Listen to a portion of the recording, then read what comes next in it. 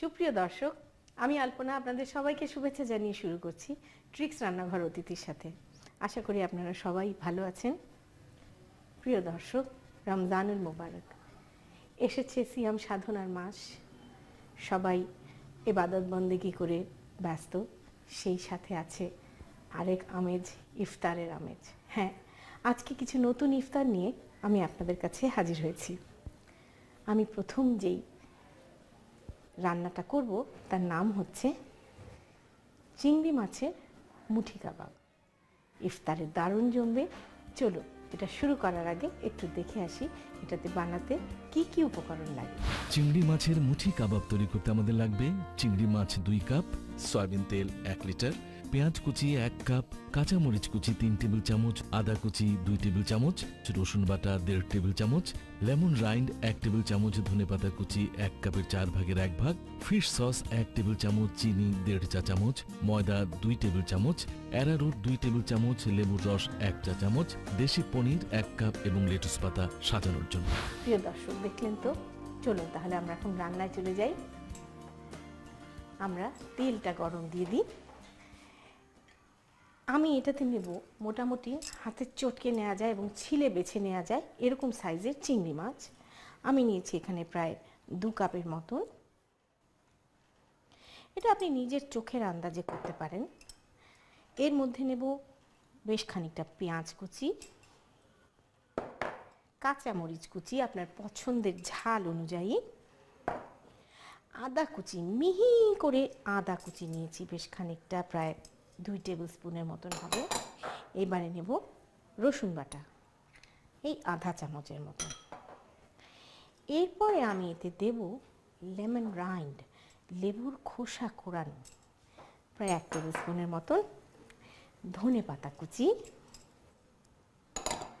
Fish sauce 1 table স্পুনের মতন, তাতে লবণের আর প্রয়োজন হবে না। আর দেব এতে 1 চা চামচের একটু বেশি, 1.5 চা চামচের মতন চিনি।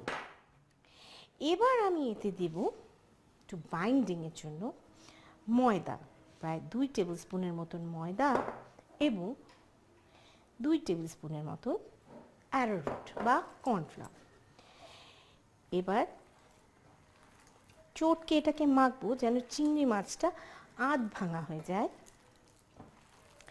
এর মধ্যে আমি দেব একটু লেবুর রস,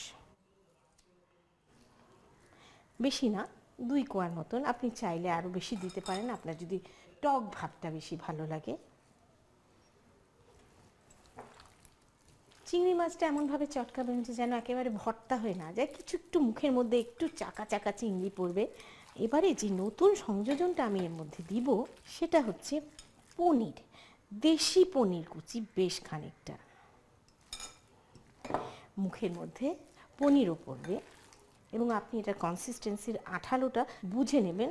যেমন আমি আরেকটু অ্যারারুট অ্যাড করব। একদম অভিনব আমার মাখা হয়ে গেছে। এখন এটা বানাতে আমরা একটি পাত্রে একটু পানি নিয়ে নেব।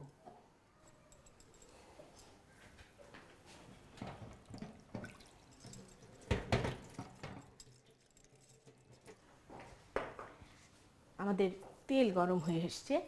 এখন এই জিনিসটা বানাতে আমরা হাতটাকে একটু পানিতে ভিজিয়ে নিব যাতে করে এটার হাতের মধ্যে আটকে না যায়।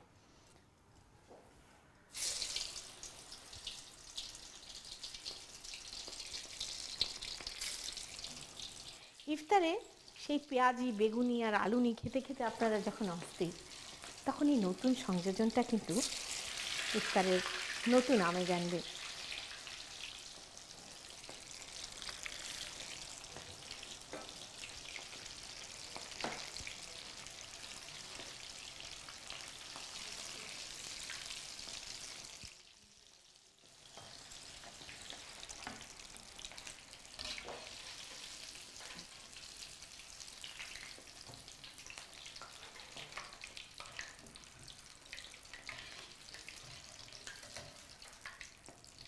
মজার ব্যাপার হচ্ছে যে এটা সেদ্ধ হতে সময়ই লাগে না, ফটাফট রান্না হয়ে যায়।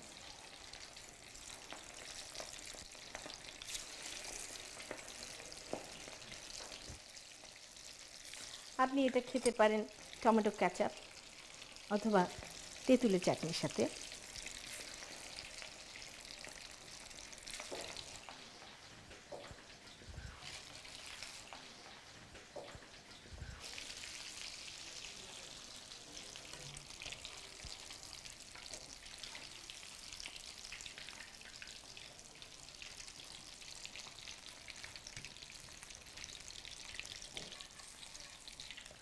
দেখুন তো চট জলদি হয়ে গেল আমাদের চিংড়ি মাছের মুঠি কাবাব।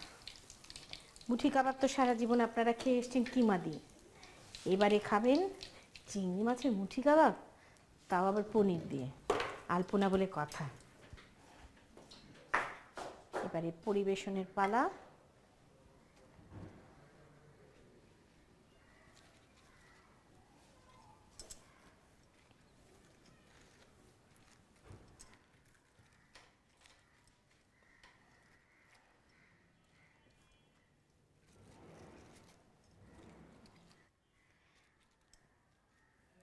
সবাই নানা রকমের রান্নার অনুষ্ঠানে খুঁজে বেড়ান নতুন নতুন আইটেম। কি এবার একটা নতুন আইটেম শেখা গেল না প্রিয় দর্শক? আমাদের তৈরি হয়ে গেল চিংড়ি মাছের মুঠি কাবাব। আপনাদের সবার সুবিধার জন্য চলুন এটার প্রণালীটা আর একবার দেখে আসি। প্রথমে একটি বাটিতে চিংড়ি মাছ, পেঁয়াজ কুচি, কাঁচা মরিচ কুচি, আদা কুচি, রসুন বাটা, লেমন রাইন্ড, ধনেপাতা কুচি, ফিশ সস, চিনি, ময়দা, অ্যারারুট, লেবুর রস ও দেশি পনির দিয়ে ভালো করে মেখে হাত দিয়ে ডিমাকৃতি করে গরম তেলে ভেজে পাত্রে তুলে রাখুন। সবশেষে পাত্রে তুলে লেটুস পাতা দিয়ে সাজিয়ে পরিবেশন করুন চিংড়ি মাছের মুঠি কাবাব।